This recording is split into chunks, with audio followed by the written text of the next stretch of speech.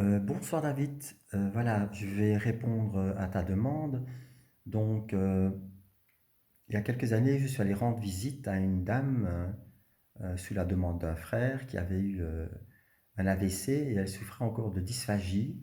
Donc, elle avait des troubles de la déglutition et elle ne pouvait rien manger. En fait, hein. Elle avait subi une gastrostomie, donc elle était nourrie par une sonde directement dans l'estomac. Et je suis allé la visiter avec ce frère. Et la fois suivante, je suis allé avec une sœur. Et il faut savoir que son métier était justement lié à ça, hein, donc une logopède.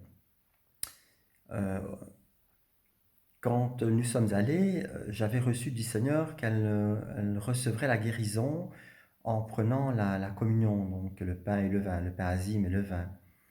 Il faut dire que cette sœur-là l'avait reçu aussi, mais nous ne nous sommes pas partagés. Donc je suis allé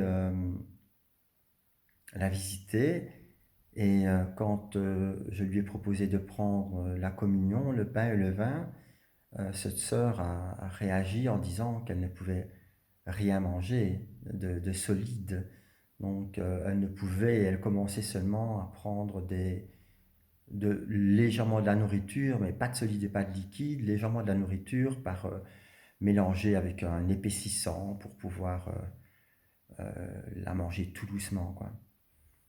Et donc, cette sœur, comme c'était son ancien métier, s'est levée et a fait cet épaississant. Et moi, j'ai regardé, ne sachant pas très bien ce qui se passait. Et puis, quand j'ai vu la scène, j'ai dit en partant, j'ai pleuré. J'ai pleuré parce que je me suis rendu compte, tout de suite, le Saint-Esprit m'a montré la désobéissance par rapport à ça. Et quand je lui ai dit, ben, elle m'a dit, ben, c'est pas grave. Et effectivement, si le Saint-Esprit l'a repris et lui a dit que c'était grave, il fallait faire les choses comme le Seigneur nous l'avait montré. Donc nous sommes retournés la fois suivante et c'est vrai que j'ai prié, j'ai demandé pardon à Dieu pour ce qui s'était passé. Et le Saint-Esprit m'a dit alors de lui dire, lui expliquer ce qui s'était passé et je lui ai proposé donc de prendre la communion. Et là, nous étions aussi, il faut savoir, en union dans l'esprit.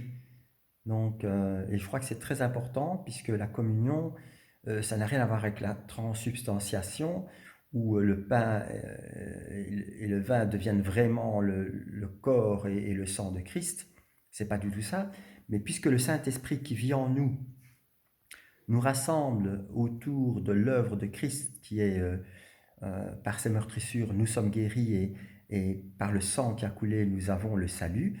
Donc, en étant en communion, lorsque cette sœur a pris de façon normale le pain et le vin, elle a reçu une guérison totale.